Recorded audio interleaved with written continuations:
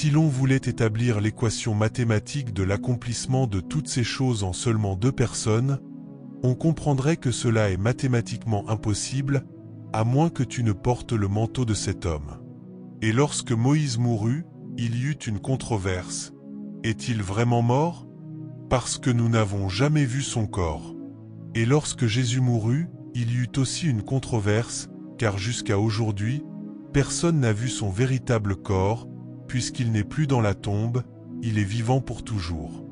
Ainsi, si Jésus, pour accomplir son dessein et sa destinée, a dû localiser un manteau ancien, je veux m'adresser à la maison, ceci est Calaba, et j'en appelle à vous. Lorsque j'enseigne, ne prenez pas cela à la légère, car ce dont je parle, vous ne le verrez ni ne l'entendrez ailleurs. C'est la source originale de cet enseignement particulier, et vous pourriez le banaliser parce que vous l'avez déjà entendu. Mais il ne s'agit pas de l'avoir entendu auparavant, il s'agit de prendre au sérieux. Ainsi, si Jésus a dû payer ce prix pour localiser son Père, alors vous devez aller à la montagne au moins 7 jours, vous devez jeûner et prier afin de découvrir qui est et ce qu'est le manteau. Il m'a fallu de nombreuses années pour découvrir le mien, et le Seigneur m'a aidé à le comprendre. Je ne suis pas ici pour vous dire cela à la légère. Cela m'a pris des années pour le comprendre. Alors maintenant, j'étudie cet homme, je l'étudie comme jamais, car les manteaux ne tombent pas sur les gens n'importe comment. Il faut s'aligner dans l'esprit. Porteur un manteau, c'est héberger l'esprit d'un autre homme. La Bible dit que Jean-Baptiste est venu dans l'esprit et la puissance de qui? Pas seulement dans l'esprit de Dieu, mais dans l'esprit d'un homme. Avez-vous remarqué que l'esprit d'Élie est un esprit qui peut devenir très en colère très rapidement et faire descendre le feu pour vous consumer? C'est Élie. Parce que ce manteau, écoutez, il y en a parmi vous qui ont besoin de certaines caractéristiques pour accomplir leur destinée. Lorsque nous parlons des fruits de l'esprit, oui, les fruits de l'esprit sont là, mais il y a aussi l'esprit d'un homme. Et Élie avait besoin de cette dimension de grâce pour pouvoir confronter les rois. C'est une onction de confrontation. Et lorsque cet esprit, qui est le manteau, est venu sur Élisée, ces jeunes garçons qui l'ont traité de chauve, qu'a-t-il fait? Il a ordonné qu'un ours sorte et les détruise. C'est un esprit très imprévisible. Et Jean-Baptiste confronte Hérode, il confronte les rois, il confronte les trônes. C'est un manteau, un esprit de jugement et de confrontation. Et les manteaux ne meurent pas, ils se réinventent à chaque génération. Dieu trouve un homme qui s'aligne, comme nous sommes ici. Ils sont là, suspendus dans l'air, attendant, cherchant un homme qui s'aligne avec un ancien porteur de manteau. Après Jean-Baptiste, il y a peut-être eu d'autres porteurs de ce manteau, mais il y eut un homme au XVIe siècle appelé George Fox, le fondateur des Quakers. Avez-vous entendu parler des Quakers? Ceux d'entre vous qui ont étudié l'histoire de l'Église devraient les connaître.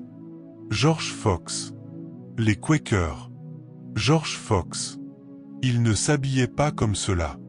Voyez-vous, le manteau d'Élie et le manteau d'Élisée influenceront même votre manière de vous habiller. Tout ce qui est dans cet homme vous façonnera. Vous savez comment Élie s'habillait? Des peaux de chameau. Laissez Dieu.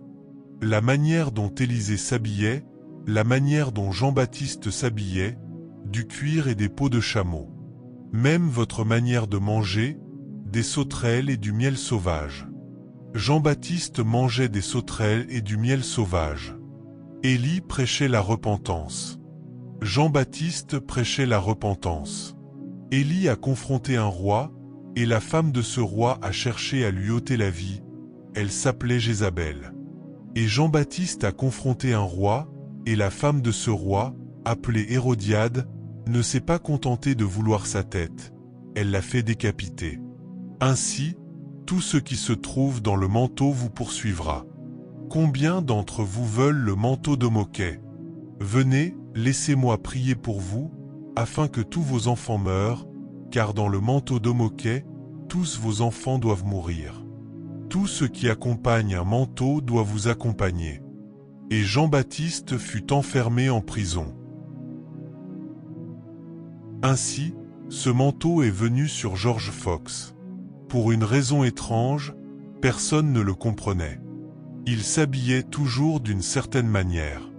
Il préparait lui-même ses vêtements.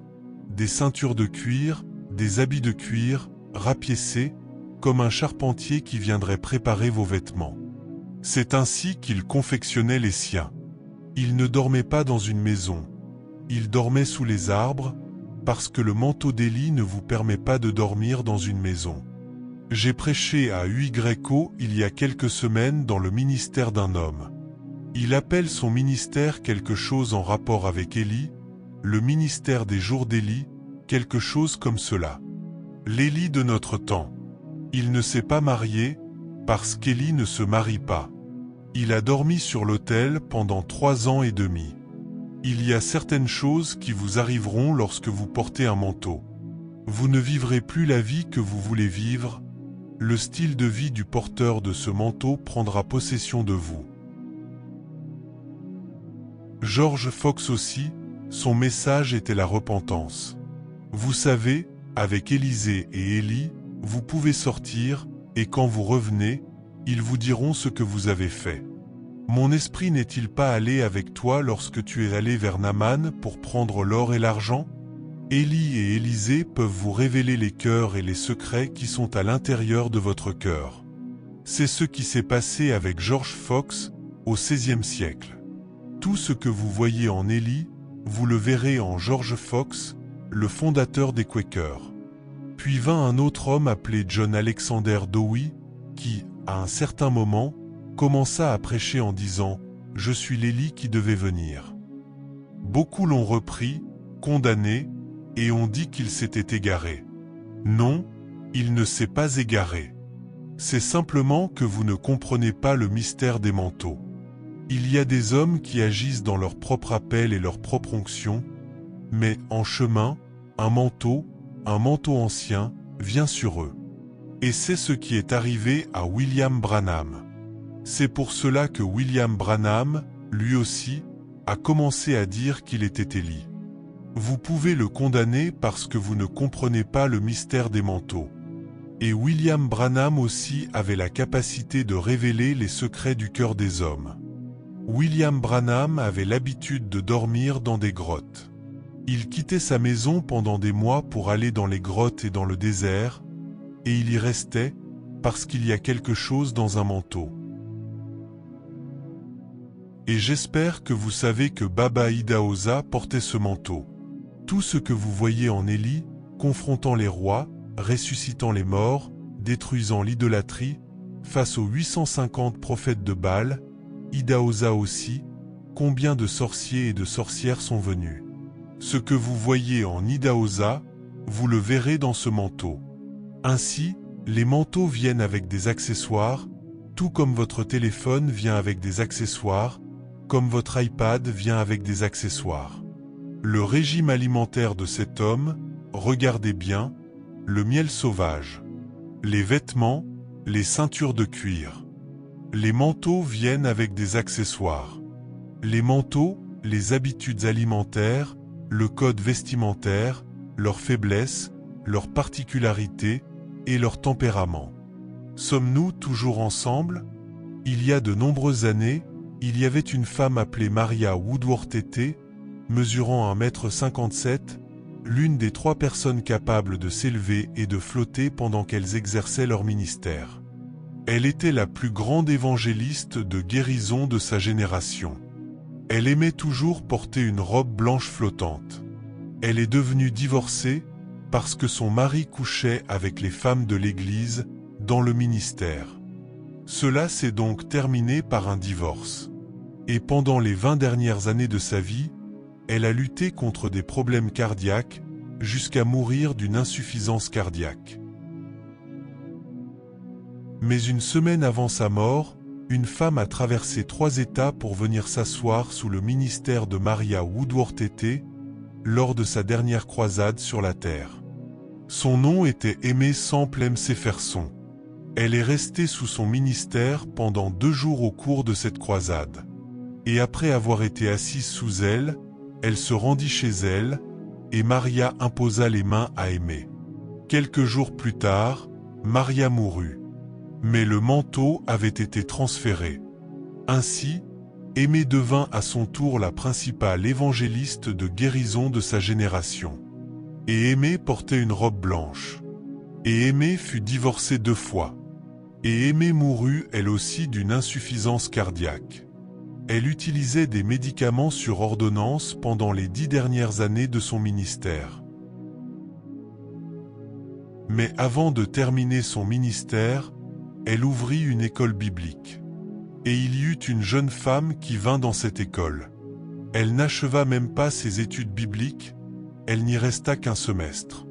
Et en écoutant Aimée, son manteau fut transféré. C'était Catherine Kuhlman. Et Catherine Kuhlman portait elle aussi des robes blanches flottantes. Elle devint également la principale évangéliste de guérison de sa génération.